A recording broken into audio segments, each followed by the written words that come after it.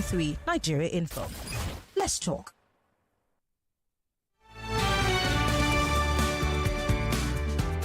Yes, it's time for us to talk the big hat fact on the show today. And I did promise you earlier on that we will be having as our guest Chief Dele Momodu. He's a journalist. He's also a politician. He's the publisher of Ovation magazine. And he's also a member of the People's Democratic Party. And of course, after the Supreme Court judgment, a lot of people have been talking about what happened during that verdict. He will be joining us in a bit. I'm still waiting for him to join us via Zoom.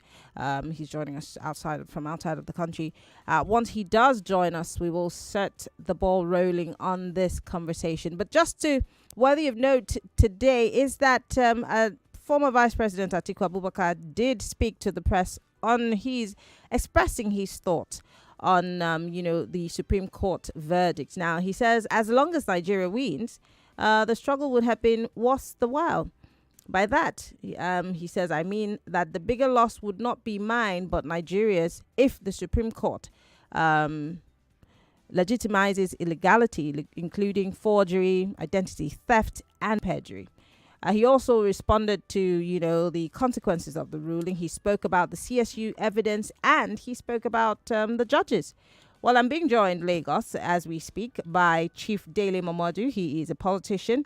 He's also a journalist. He's the publisher of the Ovation magazine, and he's joining us live now via Zoom. Chief Momodu, thank you so much for joining us. Good evening. I'm so sorry. I know that the clock has been taken 1 hour back where you are. So sorry about the confusion. No, the pleasure is mine. Thank you for inviting me on your program. And I hope everything goes well. I hope so too. Yeah, I mixed up the time. So my apologies to your audience. No problem.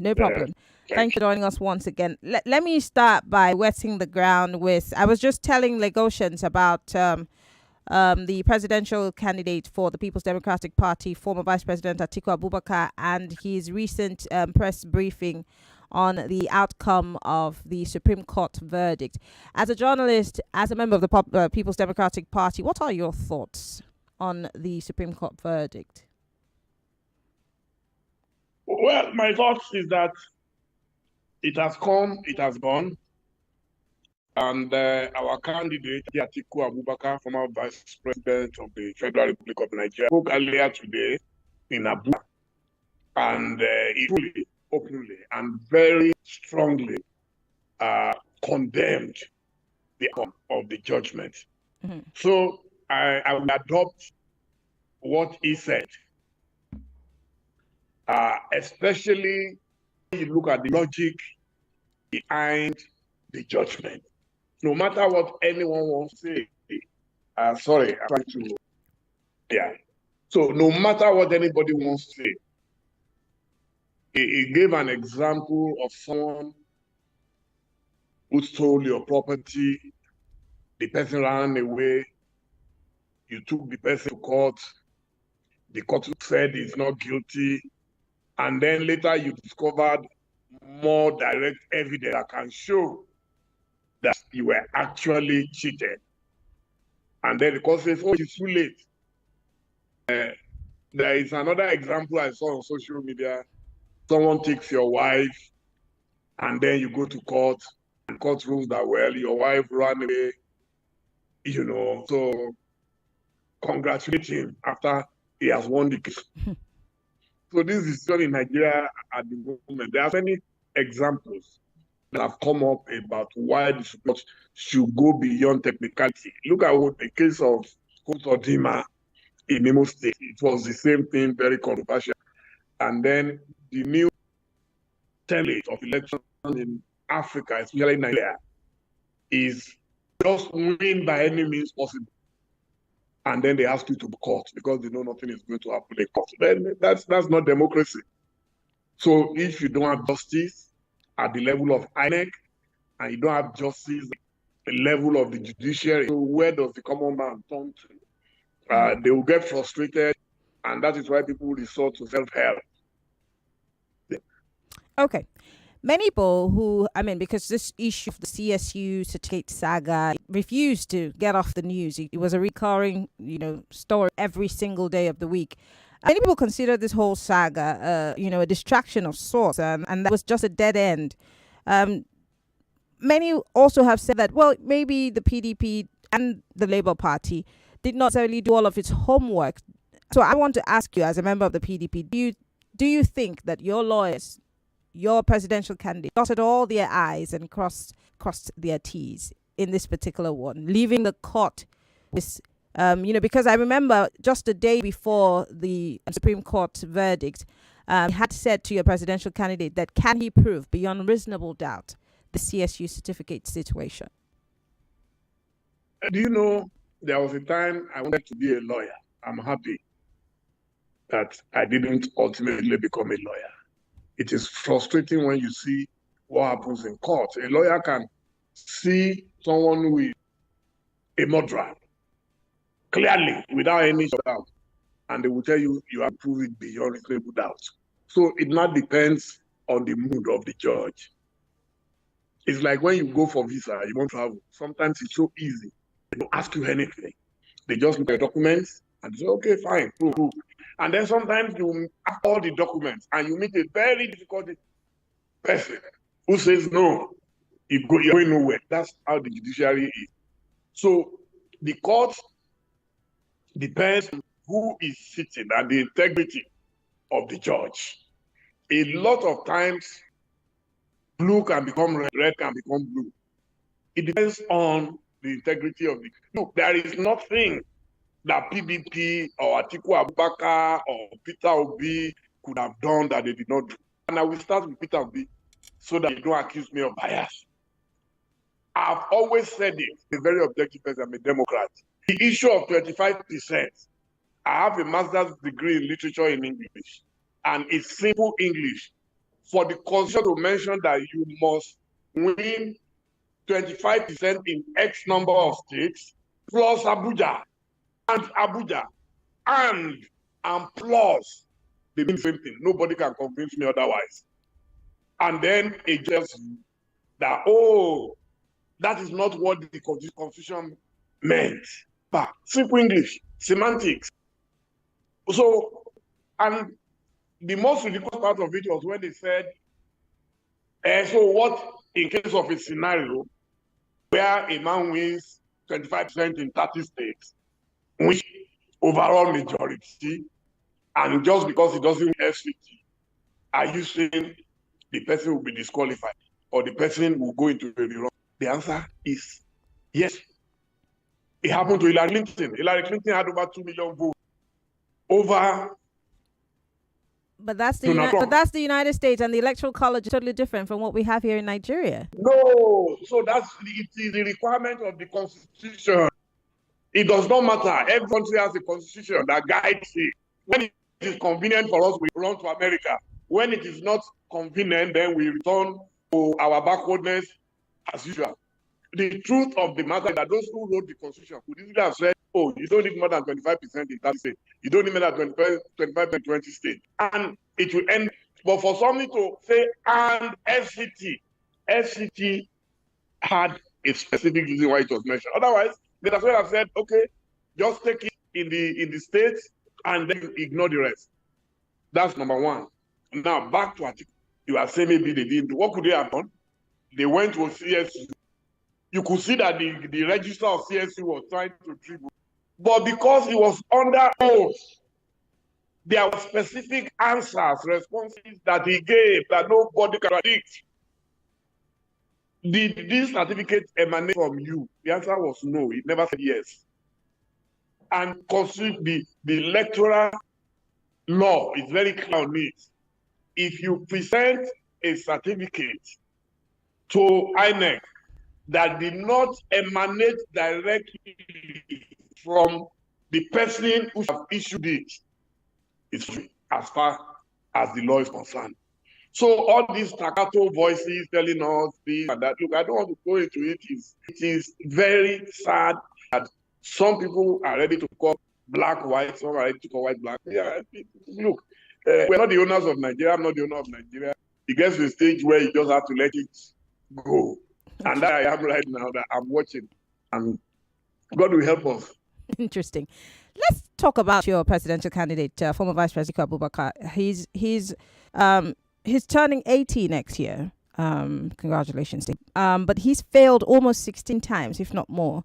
Does have one more shot at the presidency, because he's saying he's not going to stop. He's saying it's a struggle, and saying as long as Nigeria wins, the struggle would have been worth a while.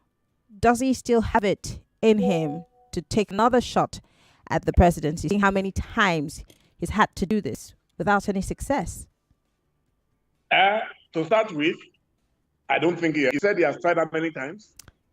I said he's failed at least maybe 16 times. Looking at it, but maybe not as much. Times? No, Nigeria has not even had. No. He's 6 times. I beg your pardon. So that's number one. Number two is that I can't speak for any man. Like I told you, I'm a Democrat. If he decides to run, that is his choice. The party would have to nominate him, and if he's able to persuade the party that he's the best candidate for the party, like people were arguing before, you are old, you are this, you are that, but for him, we will not even get far right now. There is nobody amongst us who has the capacity to fight the system than a man who has seen it all, a successful businessman who is not living on the largest of any state in the Federal Republic of Nigeria. Is the only politician today who left power in 2007 and is able to maintain himself, his family, his chain of businesses, and is responsible for a lot of Nigerians nationwide. He's built that extensive network. So if he decides that he wants to run, he will campaign to the party. Others who want to run too. Even in the last one, I remember the day I met him at our convention when I wanted to run. He asked me, Dele, I hear you are going to contest against me. I said, yes, sir. He said, okay, we shall meet on the field. That's it. He can't stop you from running if you want to run. But if you have the capacity, then run. We're watching. But today, don't forget that even in his speech, he said he will support a lot of young people moving forward. He said, well, if you read it. But he said it before many times. But then he's always emerging as the presidential candidate of the People's Democratic Party. Are you saying that they've not been young people who run these offices? It's not just about age, it's about capacity. I just told you now that there is none of us. I confessed that before. I used to talk age myself. But for his capacity, PDP would have maybe gone to a weekend, and you can see the crisis, the mess that has even already emerged Rivers State. So every party will be careful to look at the integrity and the talent of a candidate. We won't be in this controversy now if we had straightforward candidates. But unfortunately, we didn't have straightforward candidates. Interesting. I will come to the state issue because it just, it's a burning issue as we speak. But first things first, let's talk about Nigeria. Atiku Abubakar had said that, for this Supreme Court judgment, that he take whatever, the court comes up with. If it goes his favor, he'd go with it. If it doesn't, he'll be fine with it. Now, Nigerians continue to yearn for governance. Do you think that Mr. President, Bola Ahmed Tinubu, has what it takes to change the fortunes of Nigerians, especially the realities that we have on the ground? I am in opposition. I have no idea. I'm not a magician. I'm not clairvoyant. But you do know the man. You do know his political history. Yes, but I don't want to go into history now. Nigeria is different from Lagos. You can understand already. 6 months into this government, there has been no road. No road. What was the roadblock? Everywhere, whether it's in terms of petroleum subsidy, whether in terms of the economy, the central bank, the dollar rate, nothing joyful has come so far. So let's hope he can perform a miracle. I'm not going to wish him evil because of opposition, because ultimately, if the heavens fall, it will fall on us. But right now, and I did this is not the first time, when Buhari was in power in 2015, 2 months into his government, I'm already criticizing him and telling him that, hey, the way you are going, I think you are taking Nigeria backward. And for 8 years, he never succeeded in taking it forward. So even his own party is criticizing him right now. The APC, they are all criticizing him now. So I pray that those who are there, God will help them and help Nigeria and help all of us. Let's talk about you. In some quarters, you are considered a traitor. That you do not also support the Ronu movement and opposing one of your own. You're a traitor, and I heard you recently talk about the fact that you had never promised that you were going to support the president through and through. What are your thoughts on this insinuations that you are a traitor? You know, voluntary slaves are quick to drag everybody to their level. I'm not a voluntary slave. Ashwaju is my friend, was my friend. We were in exile together. He gave me 500 pounds. I said it openly. Nobody begged me. I'm sure he must have given thousands of dollars to people who are not bold enough to say it publicly. But I also repaid him in many ways. Many ways. I add value to people. And then, so because somebody gave you money before, even your wife that you spend thousands of dollars to marry, don't you have a divorce? How can I be a traitor because somebody was my friend? I'm in a different party, is in a different party. So automatically, any of my friends who ever helped me, I must jump from where I am to no, I'm not a prostitute. It is prostitutes who will sell their country for 500 pounds. I will not sell Nigeria because somebody wants to pay me 500 pounds, which I've also repaid in many ways. I don't want to go into that because it's not a competition. So he loved me, I loved him, it was mutual. I don't have anything against him, but I'm not going to sell Nigeria for 500 pounds. Never. So if it's got 500 pounds, somebody will say I'm a traitor, then I feel guilty, I don't care.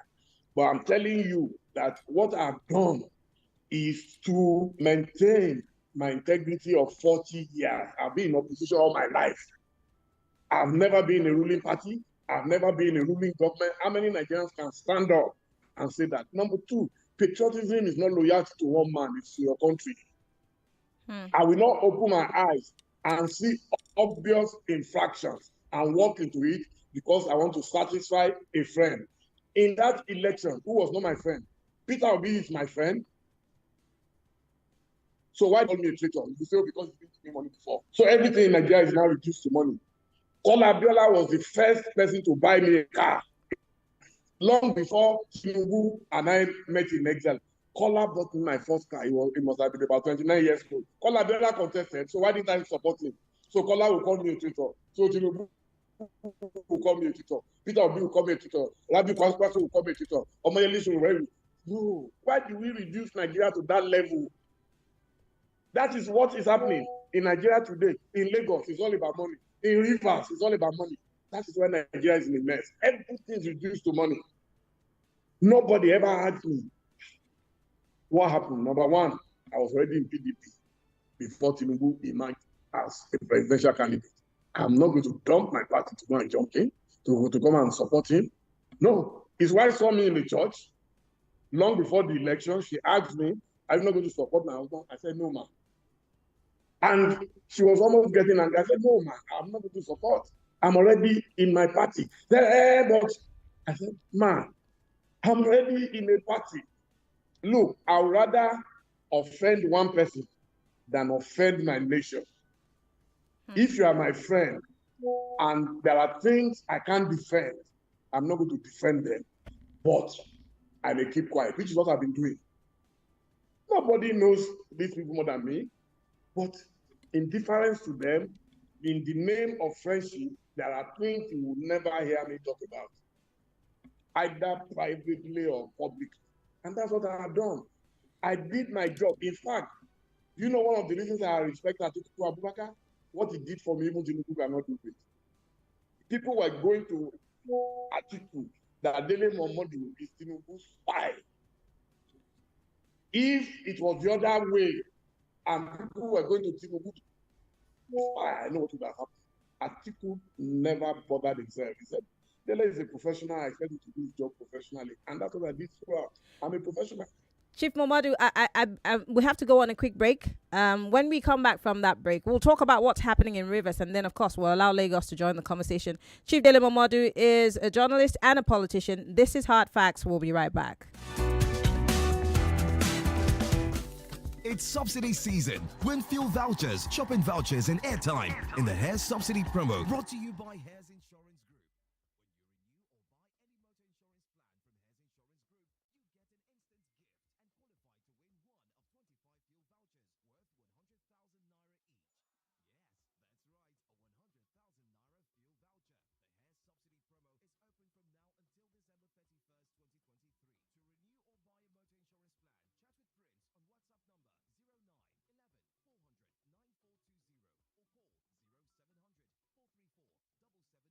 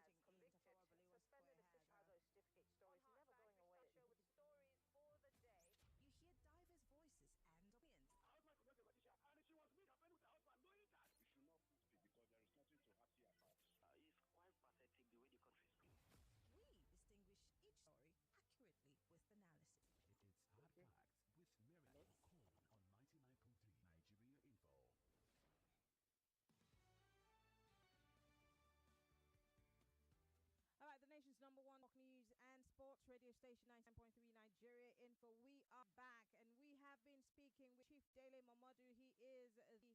He is a journalist. He's also a politician. He's one of the People's Democratic Party, and we've been talking about the Supreme Court judgments and also the state of the nation. Before we went to break, of course, you were reacting to, of course, people saying that you're a traitor and that you want to pass off the whole Yoruba Ronu movement. But let me bring you back to another, political notion that people hold about the Mr. President and former Vice President Atiku Abubakar. Many say that the former Vice President and Mr. President are one and the same, that they're politicians who have always wanted the same thing, always been their lifelong ambition to be presidents, and not necessarily people who want to serve and lead the country. Many say they're cut from the same cloth, all just nursing nursing ambitions as opposed to wanting to lead and serve Nigerians. What is the difference? I mentioned to you earlier on that one of the freest things on earth is free speech. And people are welcome to their opinion. Every time I hear that, what's the difference between Atiku? There is always a difference, even between twins. There's a difference in life. Atiku has been the only man I know who was vice president, left power in 2007, and he continues to run proper business, visible to anybody in Nigeria and beyond. Everybody knows that in terms of being detribalized, in fact, most of his friends, he wasn't a Lagos boy, most of his friends are from the south, and you can cross-check. Whenever he's tired in Abuja, the only place he wants to go is Lagos, despite the fact that his main opponent came from Lagos. He's always in Lagos. And he goes around freely to go and eat in his friends' houses and all that. So, and then in terms of intellectual capacity, he's been updating and upgrading regularly, going back to school to study. So I'm going to run Asiwaju down. I'm not going to abuse him. I can only speak for my principal. I work for the Atiku campaign organization. And so my job is to defend him and not to disparage someone else. He didn't send me. If I would not even be happy.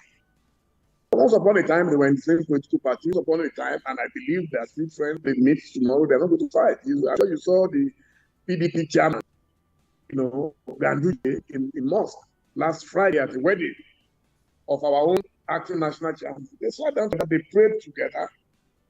It's the followers who break their own heads with coconuts. Leaders, they talk about ideas. So, for me, is one of the best prepared Nigerian leaders. It's one of the most exposed, and you can say it again, he is very cosmopolitan. Okay. And able to flow, whether with every level, every generation, he's able to flow. He doesn't have issues at all. Okay. And he's the man, one of the things I also admire in him. I remember the other day when people were trying to compare him, and he changed his name at the time. I just sent him a message immediately. He responded with facts, the affidavits, and produced it. And they went beyond that. He called his media team to go to Lagos to go, and when people were saying the affidavit was sworn on today, and we were able to come back at that time. They worked in Lagos on Saturday. That's the kind of leader. I like a leader who is hands-on, who is responsive, who is meticulous. That's Atiku. It's not about his age. Joe Biden is older than him. He's running the most powerful nation on earth. That can be debated. Sometimes we seem to discount experience and exposure in our country and just think automatically, if you are young, then you will be a good leader. We've seen so many useless leaders who are young in Nigeria, plenty. So you need a man who is already self-made. It doesn't make him a saint. Nations are not governed by saints, not even the Vatican is governed by a saint. So nations are governed by performance. People who have managed people and resources. Are you still there, Chief? Then cut you off for a second. Quickly, I want to bring Lagosians in because I'm people questions and comments. The phone line in Lagos 0700 993 993. We're still speaking with Chief Dele Momodu. And if you have questions, you've got comments, feel free to join the conversation. If you're listening to us from outside of the country, you could join the conversation via Skype. When Nigeria info on Skype, or you can send us a WhatsApp message. Call us if you're a lady. 014657190. But before we take the first question, Mr. Chief Momodu, let's talk about what's happening in River State. Just give us your 2 cents on what's happening in River State. First things first, we wake up to an explosion. And then the governor is, apparently they want to impeach the governor. And the governor has said, what is his sin? It's a big mess. Many say it's got the writing of, the minister for the FT written all over it. They're all say. But what are your thoughts, quickly? Well, in Yoruba land, we say the witch cried or shouted yesterday, and the baby dies today. Who doesn't know that it's the witch of yesterday, not the baby? It's obvious that we are described former governor with that is a fantastic project manager, but a very poor anger manager. His anger, I've warned him in writing. Listen, I'm telling you in writing. As far as last year, March, I wrote him, I said, look, your greatest undoing. Everything you have done so good, so beautiful, but if you don't learn to manage your anger, it will destroy everything you ever built. He is very, very dictatorial. He is a control freak. You either do it his way or no other way. So I knew Fubara was going to get into later because control freaks, nobody ever pleases them. Anybody who knows Fubara will know that if you put ice in his mouth, it might not melt. That's how the guy is. And I never dreamt of a day that Fubara would look at Wike eyeball to eyeball and say enough.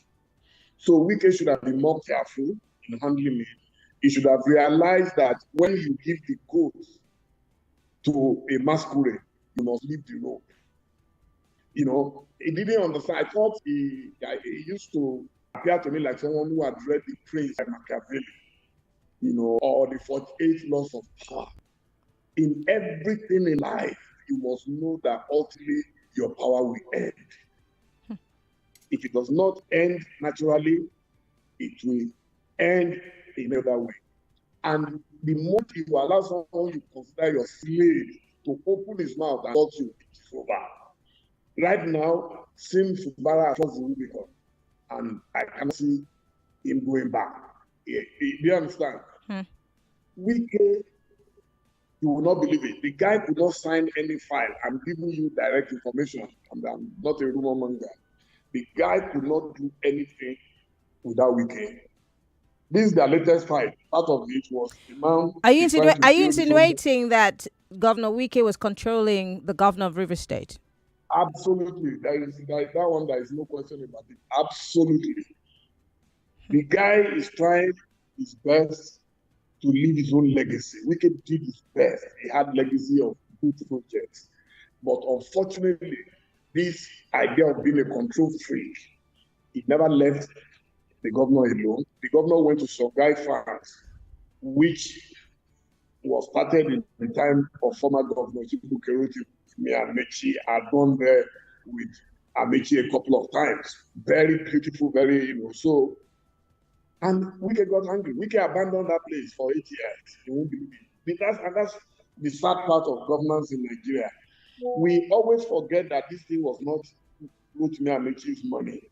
So if a governor did not finish or started a project, nothing stops you from continuing that project. That is the reasonable thing to do. But we take everything personal in Nigeria. And that is why a lot of our youth used to be employed. Imagine Songhai Farms, how many people were employed there. Mm-hmm. Now, for them to reactivate that place will take billions. Why are we so wasteful and vengeful? So that is where I heard the latest struggle came from. So what did he go to do in Songhai Farm? What is he looking for? What is it? Tempestuous and throwing tantrums and all that. So, okay. It's unfortunate. Well, let's take some calls before we go because we have very little time. Let me bring Lagos into this conversation. Hello, welcome to Hard Facts. Yeah, Miriam, I greet you. Good Baba afternoon. once more. Go ahead, And I Babaji. greet Chief Dele Momodu. Good evening, sir. He can hear you. Thank you, sir. Yeah, Good evening, thank you. honestly, I want to appreciate Dele Momodu, a man with courage, if you ask me. I'm not a card carrier of any political party, but I'm a fan of Atiku. Honestly, when the rumor started that I go with Send Nigeria, I remember very well what I did was to go back to research, and I come to realize that Atiku registered all his company before 1999. He was one of the highest donors. If you go back to your record, 1999 with Obasanjo, even it stepped down for MPO Abiola. All companies are visible. So I begin to wonder if somebody just creates some, a rumor, you cannot be able to verify, and people go out there. They will be telling you that if you give Nigeria to Atiku will send Nigeria. How? Okay. I don't understand. Thank you, Babaji, for calling. 1 minute for a call, please. Let's stick to it. Hello, welcome to Hard Facts. Yeah, so my beloved sister Mary. Good evening. What's your name? Where are you calling from? Uh, I'm so sorry. I'm going to have to let you go. You're very problematic. I can't hear you. Hello, welcome to Hard Facts. Hello, my sister. Good evening. Good evening. What's your name? I actually love. I'm not a fan of any political party, but I actually have this issue with Atiku, and I want her to help me to explain to me. There was an incident that happened in the north. A lady was actually slaughtered by some hoodlums, whereby Deborah. because of and Atiku make a comment, okay, where he posted on his social media Twitter that the people will go unpunished. And I remember there was a reaction from all these Muslims in the northern side threatening him that they will vote for him. And that statement will be deleted it immediately from his Twitter handle. Okay. And I was wondering, was he supposed to be a leader of a particular a group of people or a leader of the whole Nigerian? All right. Thank you very much for your question. He's going to answer it right now. Chief, did you hear his question? I did. Please go ahead. Okay. Yeah, I remember the tweets talking about Deborah, who sadly was practically lynched in the north. What I got to know later is that, number one, Atiku does not handle his own social media handle himself. And they are laid down procedures, everybody, except, there are not people of my age who can handle these things. I handle everything myself. So, because I don't want that kind of mistake to happen. So, the procedure is that they must clear every tweet within. A tweet from a leader at that level can collapse an entire, just one tweet. You can see at the time that even Twitter had to block Donald Trump because his tweet was causing so much tension in the US. Mm-hmm. So when this thing came out, the words were volatile, that it could have worsened the situation. So it told them to take it down.